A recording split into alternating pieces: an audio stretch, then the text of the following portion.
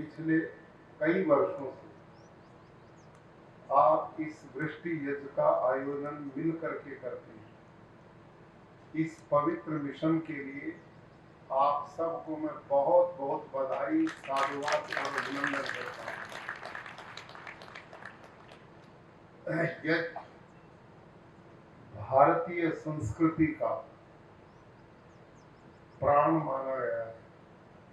वेदों में, हमारे अन्य धर्म ग्रंथों में यदि पूजा पद्धति का वर्णन मिलता है तो प्राचीन भारत में केवल और केवल पूजा पद्धति हवन ही होता था, यज्ञ ही होता था।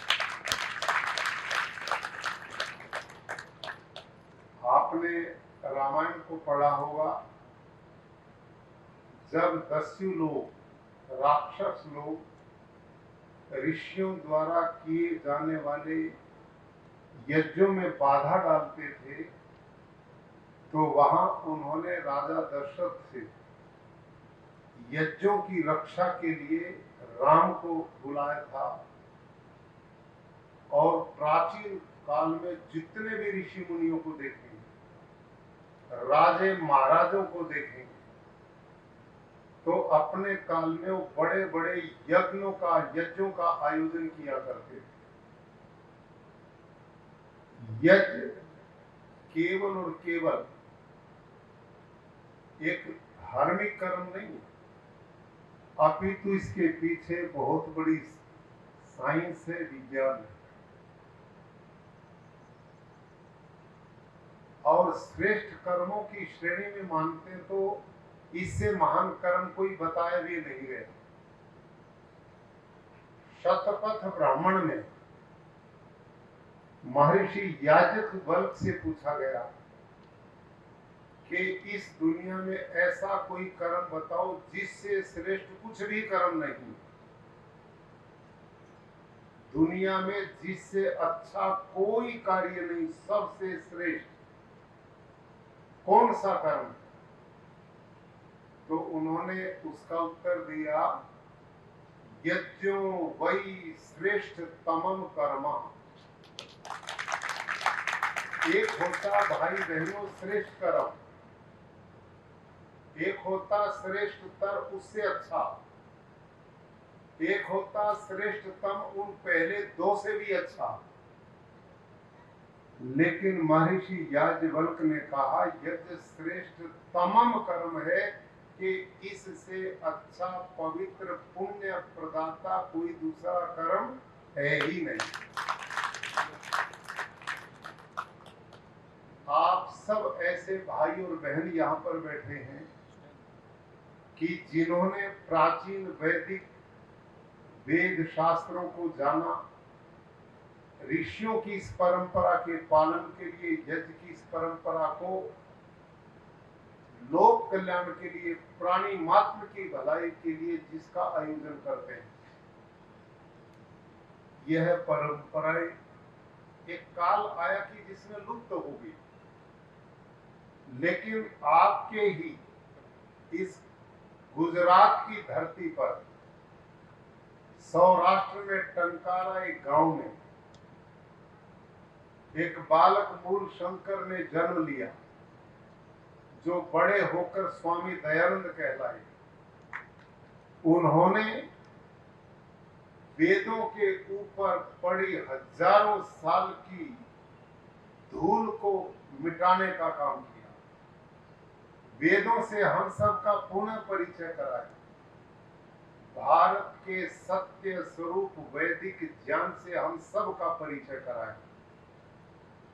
और देश में हिंदू समाज जिन कुरीतियों से आगे नहीं बढ़ पा रहा था, उन कुरीतियों को दूर करने का उस मानव ने बहुत बड़ा अभियान चलाया और आर्य समाज जैसे संगठन की स्थापना करके इस परंपरा को विश्वव्यापी बनाकर मानव कल्याण के लिए समर्पित किया।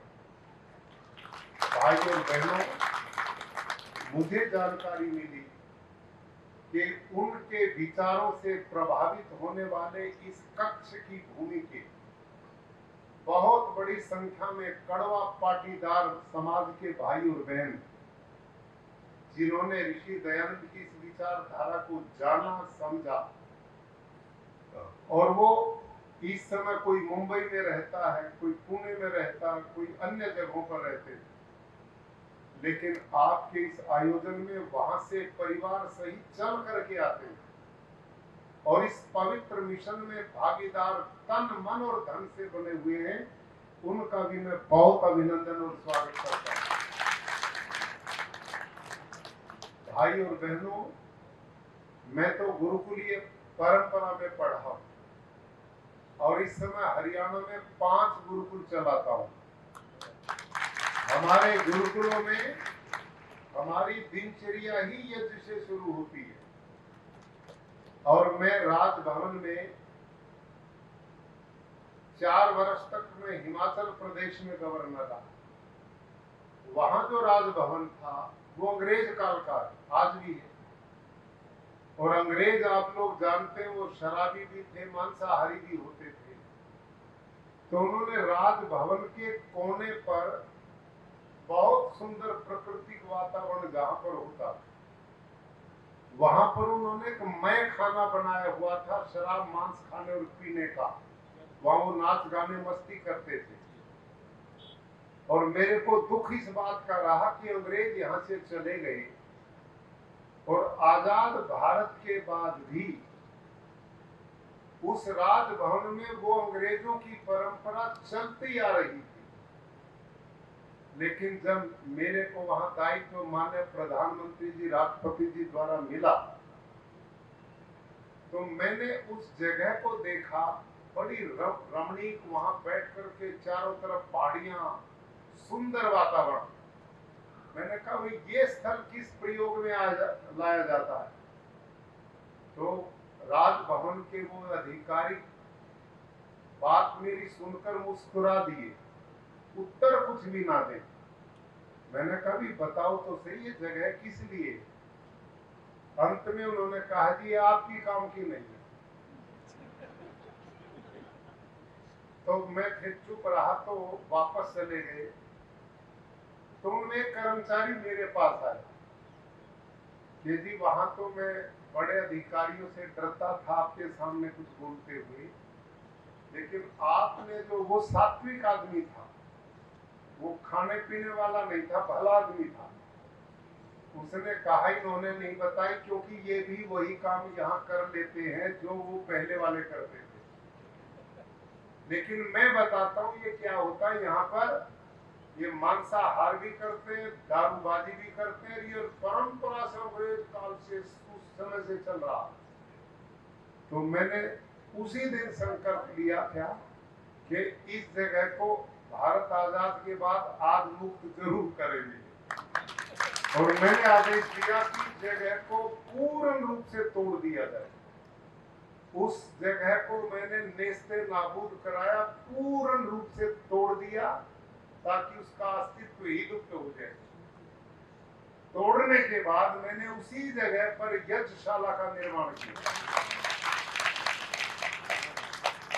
और उस यज्ञशाला में मैंने उस काल की सरकार में जितने पक्ष और विपक्ष के मंत्री थे, नेता थे, मुख्यमंत्री रहे, उन सबको मैंने वहां उसके उद्घाटन का आमंत्रित किया।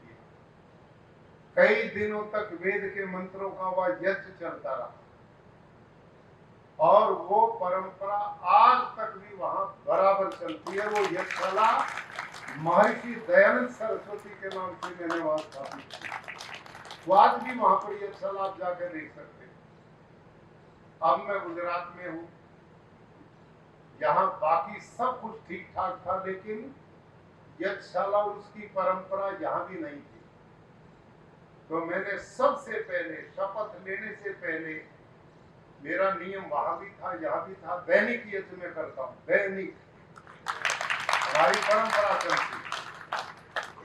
तो आते ही हमने सबसे पहले यहाँ यज्ञशाला की व्यवस्था की, और अब यहाँ पर भी प्रतिदिन दैनिक यज्ञ राजभवन में नियमित रूप से चलता है।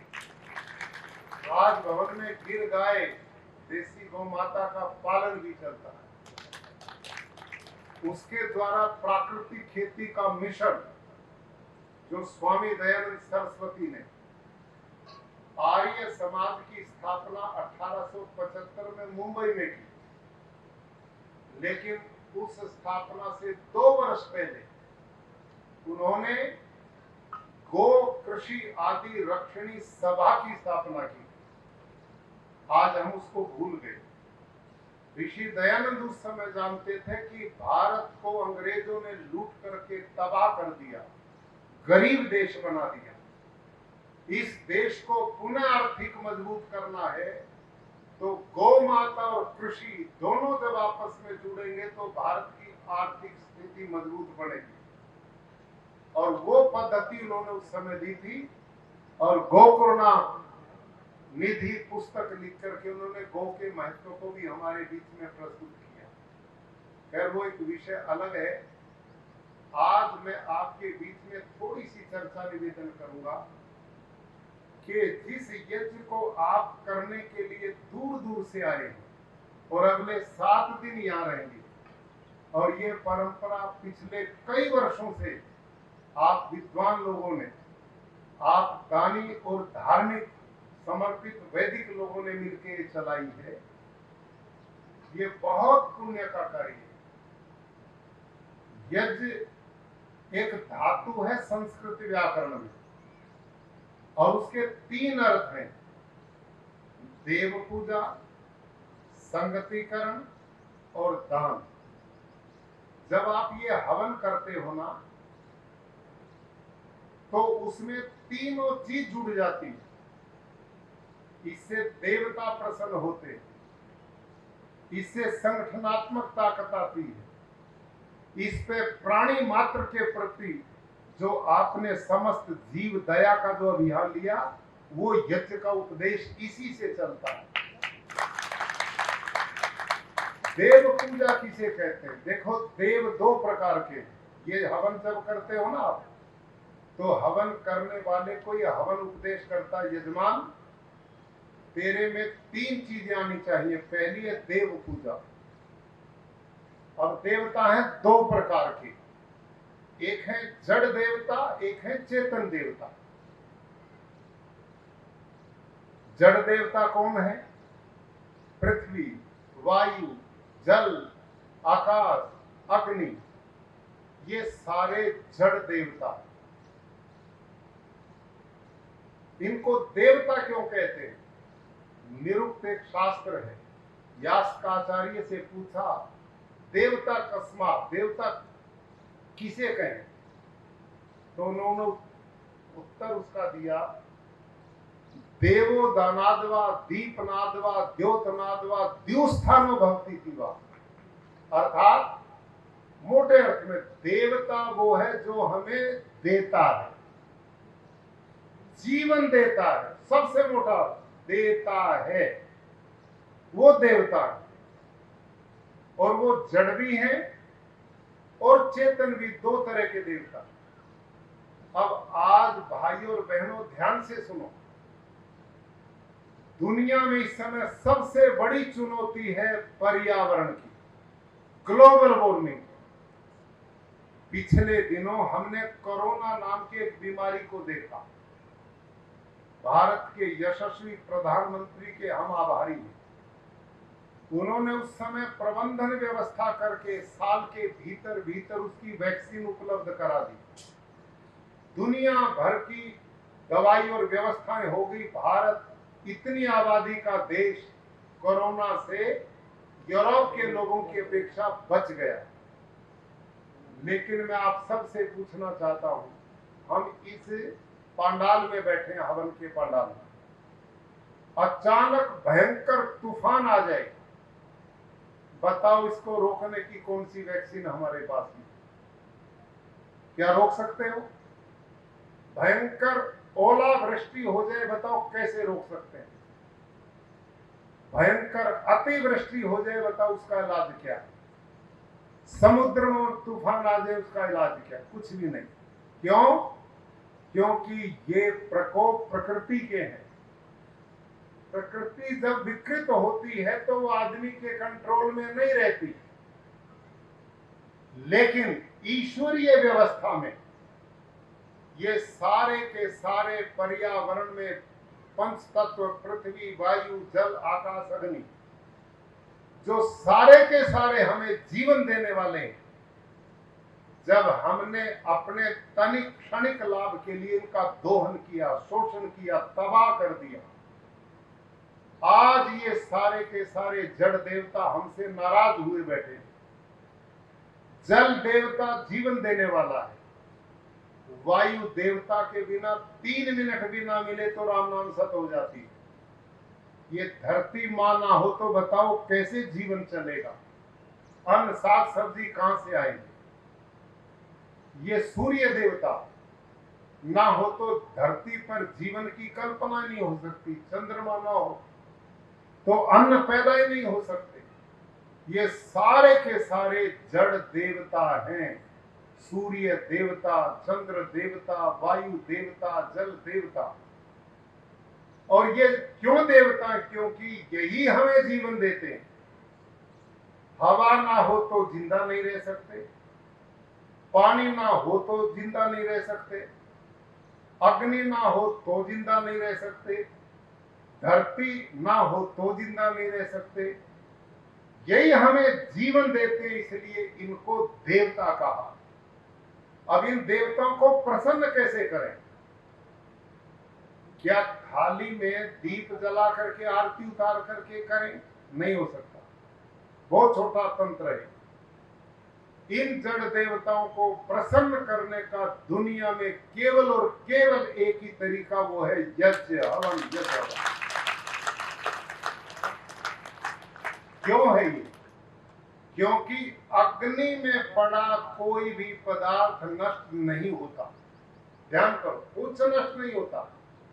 अक्सर लोग क्या बोलते हैं, नास्तिक ढंग के लोग क्या बोलते हैं कि ये कितने बावले लोग हैं, आग जलाते हैं, घी लोगों को खाने को नहीं मिलता, ये आग में जला देते हैं।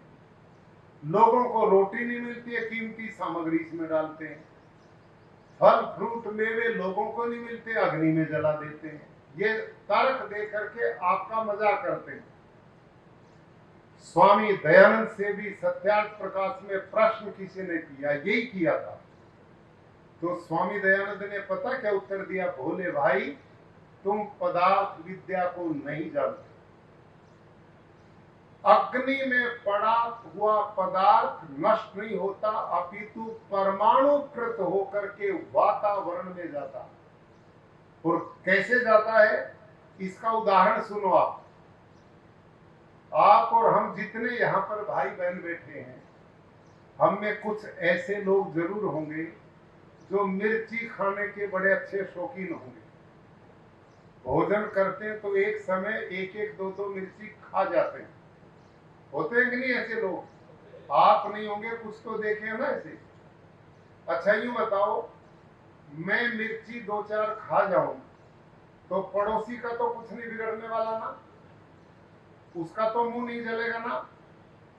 मैंने खाई तो मेरे पास रहेगी, पड़ोसी पे नहीं जाएगी।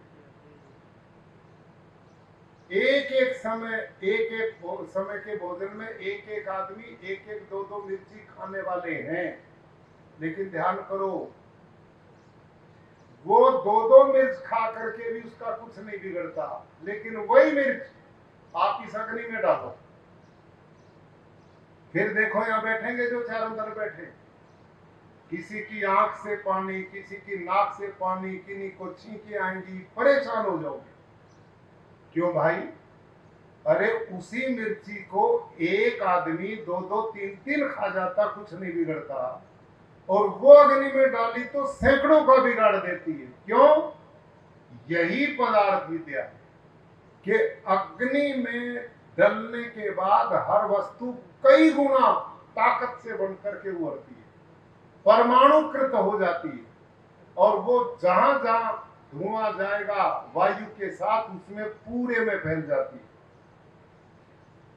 इसी प्रकार ऋषि कहते हैं, आप एक छटाक घी एक आदमी को खिलाओगे तो वो एक आदमी का भला करेगा, लेकिन वही एक छटा घी से आप हवन यज्ञ करेंगे तो वो सैकड़ों हजारों का भला करेगा। और आप जीव दया के लोग यहाँ पर बैठे हैं, भले आदमी जो प्राणी मात्र का कल्याण चाहते हैं, तो प्राणी मात्र का कल्याण करने का साधन ये यज्ञ है, सबका भला करता है। और ये अपने पराये को नहीं देखता। आप में कोई नास्तिक बैठा जो इसका विरोध करता, उसका भी ये भला करता है। आस्तिक बैठा, उसका भी भला करता है। किसी ने दान इसमें डाल करके घी सामग्री दिया, उसका तो करता ही है, जिन्हें नहीं दिया उसका भी करता है। जहां ये जाएगा वहीं इसका धुआं परमाणुकृत होकर के ये सूर्य की रश्मियों में जाता तो सूर्य देवता को प्रसन्न करता है, चंद्र की किरणों में जाता तो उसको प्रसन्न करता है, हवा में जाता तो हवा को शुद्ध करके पवित्र करके हमारे कल्याणकारी बनाता है, जल में जाता तो उसके कीटाणु जर्म्स को खत्म करके पवित्र करता है। यज्ञ का विधान ऋषि ने पर्यावरण शुद्धि का प्रमुख कारण माना। इस समय ग्लोबल वार्मिंग के युग में सारी दुनिया जिससे दुखी है, कहीं जंगल जल रहे हैं, कहीं पहाड़ दरक रहे हैं, कहीं समुद्री तूफान आ रहे हैं, कहीं पर अतिवृष्टि है, कहीं अनावृष्टि है, ये सारा का सारा काम पर्यावरण की बिगाड़ने का परिणाम। इस पर्यावरण को शुद्ध करने का काम प्राचीन भारत में जंगलों में ऋषि लोग रहते थे, उनके गुरुकुल जंगलों में थे। प्रकृति की गोद में रहकर बालक को प्रकृति का संरक्षण करना सिखाते थे। पेड़ तोड़ना काटना बहुत पाप समझा जाता था। वहां हवन यज्ञ की लकड़ियां पेड़ काट करके नहीं, जो स्वतः पक करके टूट करके गिरती थी उनसे वो करते थे। और उनके आश्रमों के बारे में लिखा, उको हरे गिरिनाम संग में च नदी नाम धिया विप्रो अजायत। वेद में लिखा है जहाँ नदी का संगम हो, पहाड़ों की उपत्यकाएं हो, प्रकृति की गोद हो, ऐसी जगह पर भारत के ऋषि अपने देश के बच्चों को गुरुकुलों में पढ़ा करके शिक्षा देते थे। उन बच्चों को जीवन की शिक्षा भी फिर बताते थे, बेटे ये जो प्रकृति भगवान ने बनाई है इसकी रक्षा करना, ये जो नदियां बह रही इनकी पवित्रता बनाए रखनी है, ये जो कृषि योग्य भूमि है ये आश्रम गुरुकुल की गायों के गोबर और गोमूत्र से कृषि करनी है। ये यूरिया, डीएपी, ये जहर, ये पेस्टिसाइड, इंसेक्टिसाइड आज से 60 साल पहले दुनिया में कहीं नहीं था। ये दुनिया को बने कितने साल हो गए? 1,96,08,53,125 साल दुनिया को बने हो गए। उस समय से इस 60 साल पहले तक धरती पर यूरिया, पेस्टिसाइड, इंसेक्टिसाइड नहीं था और कोई भूखा भी नहीं मरता था, कोई कैंसर को नहीं जानता था, कोई हार्ट अटैक को नहीं जानता था, कोई डायबिटीज को नहीं जानता था, कोई इन जघन्य कैंसर जैसे रोगों का किसी को नहीं पता था। इन 60 साल में हम किसानों ने इतना जहर धरती को दिया है कि आज मां के दूध में यूरिया। अभी 3 महीने पहले एक डॉक्टर ममता शर्मा नाम की साइंटिस्ट महिला ने हनुमानगढ़ राजस्थान में एक रिसर्च पेपर पढ़ा और उस रिसर्च पेपर में उसने क्या पढ़ा कि उसने, मेरी बहनों आप ध्यान से सुनो, 30 ऐसे नवजात शिशु लिए जो अभी 1 महीना में पैदा हुए, 30 बच्चे, और उन 30 बच्चों का उन्होंने ब्लड सैंपल लिया, लेबोरेटरी प्रयोगशाला में भेजा। 30 के 30 बच्चों के रक्त में पेस्टिसाइड पाए गए, 30 के 30 बच्चों। उसकी मां का दूध लिया जो बच्चा पीता था, मां के दूध में यूरिया पाया। उस मां से पूछा तू दूध किसका पीती, जो गाय भैंस का पीती, तू गाय भैंस के दूध में यूरिया पाया। आज ये हालत हमने बना दी। सारा दिन जहर धरती में डालते हैं। इसका परिणाम ये सारे जड़ देवता हमने नाराज कर लिए, धरती मां जहरीली कर दी, पानी प्रदूषित कर दिया। ये पानी की बोतलें जो लिए फिरते हैं हाथ में, क्यों मेरी मां बहनों बोलो, 30 साल पहले किसी के हाथ में होती थी क्या? कहीं पर भी हम पानी पीते थे, कोई जरूरत इनकी नहीं थी। लेकिन आज सारा पानी जहरीला बना दिया, कहीं पानी पी नहीं सकते। बड़े बड़े शहरों में मास्क लगाए घूमते हैं, हवा लेने लायक बची नहीं। तो आज वायु देवता भी नाराज, जल देवता भी नाराज, धरती देवता भी नाराज, सूर्य देवता भी नाराज। ओजोन की परत फाड़ दी सूर्य ने भी, और धरती पर अल्ट्रा वायलेट किरणें डायरेक्ट आती जो अनेक रोगों का कारण बन रही। इन सब का निदान घर घर के अंदर ये यज्ञ की परंपरा, हम सब इस दिव्य कर्म को करें तो ये पर्यावरण को शुद्धि का कारण बना सकता है। यही एक तरीका है पर्यावरण बचाने का। अधिक से अधिक पेड़ लगाओ। अपने जन्मदिन मनाते हो, बच्चों के जन्मदिन मनाते हो, मैरिज एनिवर्सरी मनाते हो, संकल्प लो हर जन्मदिन पर एक नया पेड़ लगाओ और अगला वर्ष आने तक उसको पालने का काम करो। ये नहीं लगाया और छोड़ दिया और वो बेचारा मर गया, ये तो भ्रूण हत्या जैसा पाप लगेगा। वृक्ष में भी जीव है, उसको बचाइए। 3 साल हम पेड़ को पालते हैं, फिर सारी जिंदगी पेड़ हमें पालता है। ये संकल्प यहां से लेकर के जाओ। अधिक से अधिक पेड़ों का बचाने का काम करो, लगाने का काम करो। घरों में यज्ञों की परंपरा को चलाओ, इससे जड़ देवता प्रसन्न होंगे। और यही उपदेश यज्ञ देता क्या भाई, चेतन देवता भी, उनको भी प्रसन्न रखो। चेतन देवता कौन है? मातृ देवो भव, पितृ देवो भव, आचार्य देवो भव, अतिथि देवो भव। ये देवता है। हमारी मां ना होती, पिता ना होते, हम कहां से दुनिया में आते? वो पालती पोसती, जन्म दे करके बड़ा करके विद्या ना पढ़ाते, कहां से हमारा जीवन आज इस लायक बनता?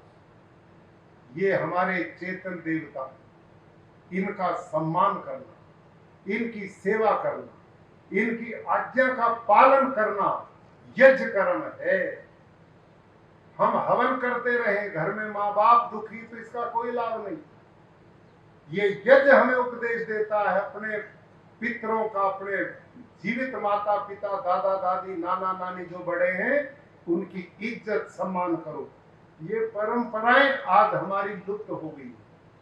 आज वृद्धाश्रम बन रहे देश के अंदर। वृद्धाश्रम जैसे गाय का दूध पीकर घर से निकाल देते, गौशाला भेजते, आज बूढ़ों को जब वो लाभ देने लायक थे, लाभ लिया और घर से निकाल के कहते बूढ़ाश्रम वृद्धाश्रम में रहो। ये महा पाप है, बहुत बड़ा पाप है। ऋषियों के देश में ये चलने वाला नहीं होना चाहिए।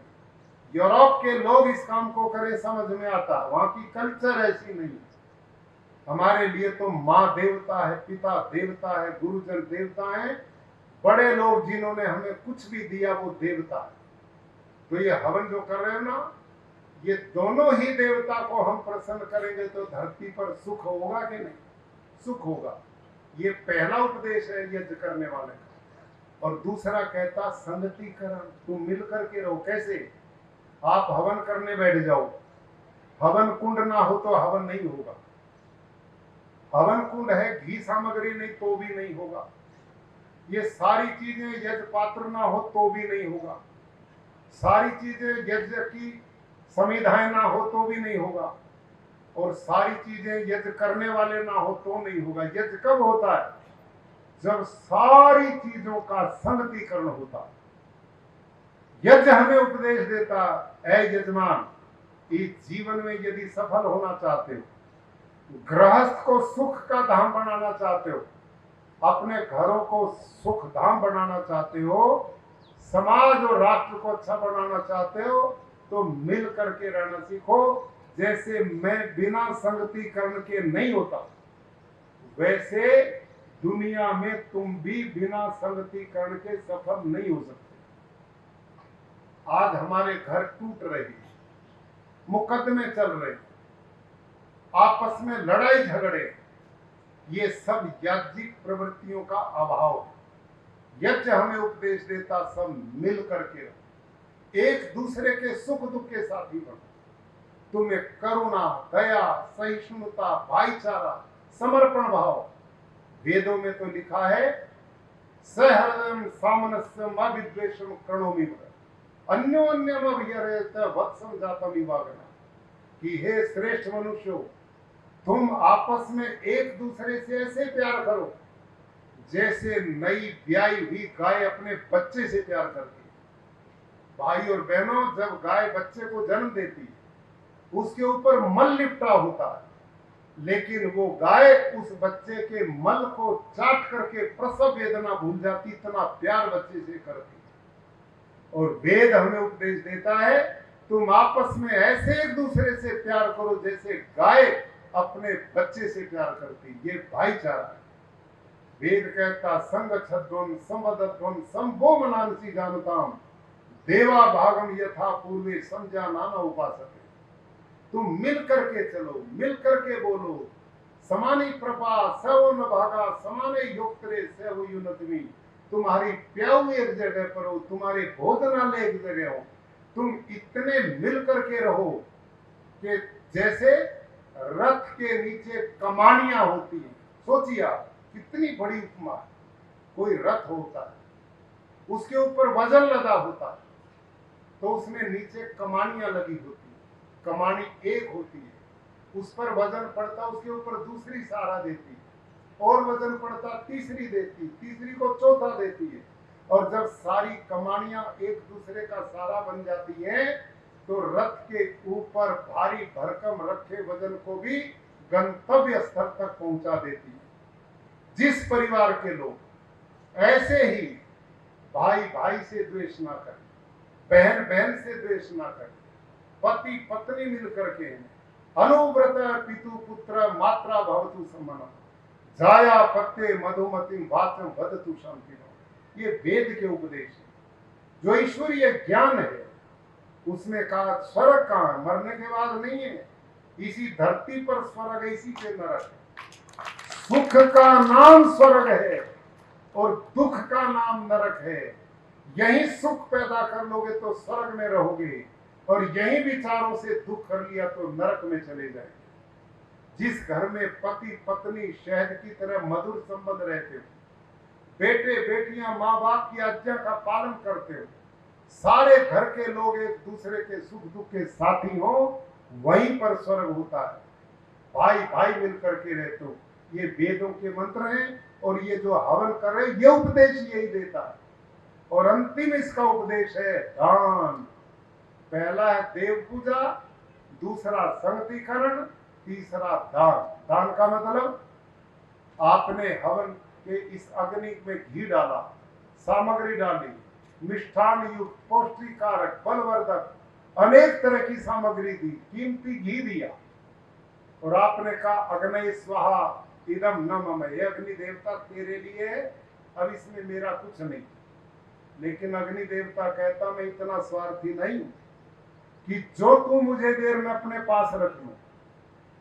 यदि तूने ये पवित्र भावना से दिया, श्रद्धा प्रेम से दिया, मैं तेरे द्वारा किए गए इस अग्नि के दान को कई गुना बना करके वापस लौटाऊंगा। प्राणी मात्र के कल्याण के लिए दूंगा, जीव जंतुओं के कल्याण के लिए दूंगा।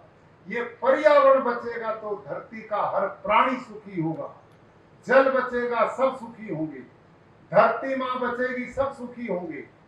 और ये काम यज्ञ कहता मैं करूंगा।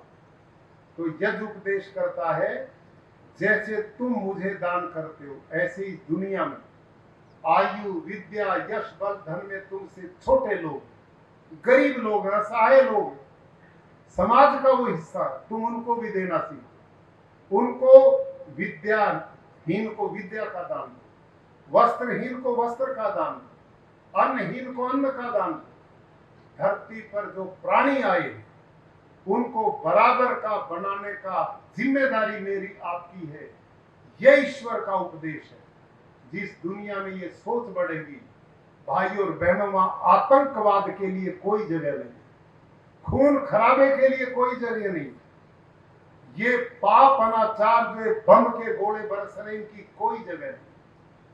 जब आदमी आदमी की दवाई बनेगा, प्राणी मात्र को अपने आत्मा में देखेगा, यस्तु सर्वाणि भूतानि आत्मेव उपशति यत् सर्वभूतेषु च आत्मानं ततो न विचिकित्सति। वेद क्या कहता है कि भगवान तू किसको मिलता है? तू मंदिर में मिलेगा, मस्जिद में मिलेगा, गुरुद्वारे में मिलेगा, कहां मिलेगा? भक्त कहता भगवान को वेद में। तो वेद भगवान क्या कहते हैं कि ये जो बनाए हुए आडंबर है तो तेरे बनाए हुए मंदिर, मस्जिद, गुरुद्वारे, ये ही मेरे जगह नहीं। मैं तो कण कण के अंदर रहता हूं। और मैं मिलता किनको हूं? जो व्यक्ति दूसरे की आत्मा को अपनी आत्मा में देखता और अपनी आत्मा को दूसरे की आत्मा में देखता, अर्थात दूसरे का सुख दुख मेरा सुख दुख बन जाता और मेरा सुख दुख अगले का सुख दुख बन जाता है। ऐसे लोगों के बीच में जो दीवार वो ढह जाती है और परमात्मा का साक्षात ऐसे लोगों को होता है जो आत्मा का विकास करते, प्राणी मात्र की भलाई चाहते, जीव दया का भाव जिनमें होता है, वो सदा आत्मा को उन्नत करते हैं। तो मेरे भाइयों, जिस यज्ञ को आप कर रहे हैं, इसमें देव पूजा भी होती है, संगतिकरण सामंजस्य भी राष्ट्रों का, परिवारों का होता है, और दीन दुखी असहाय की सेवा का भाव भी इससे आता है। और ये पर्यावरण पंच देवता भी प्रसन्न होते हैं।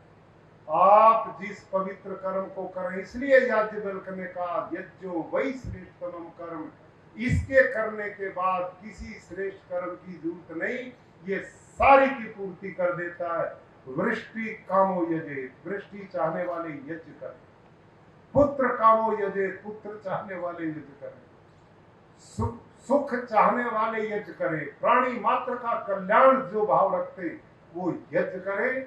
आप जितने भाई बहन इस पवित्र यज्ञ में सहयोग धन का दे रहे हैं, समय का दे रहे हैं, इस पवित्र मिशन को जन कल्याण के लिए करते हैं। मुझे पता लगा जब से आपने यज्ञ शुरू किया, यहाँ वर्षा होती नहीं थी, अकाल पड़ते थे, आज इंद्र देवता पूर्ण प्रसन्न है और चारों तरफ का भुज का किसान आप सब लोगों के प्रति श्रद्धान्वित है। आपके इस पवित्र मिशन में 2,51,000 रुपए की आहुति मैं भी दूंगा, इसमें यज्ञ के काम आए। और आप सबसे निवेदन है कि इस परंपरा को बनाए रखें और आप भी सुखी और देश समाज भी सुखी हो। इस सारी समिति को, यज्ञकर्ता समिति को, जितने भाई इसमें सम्मिलित हैं, सबको मैं बहुत बहुत बधाई शुभकामनाएं देता हूँ। धन्यवाद।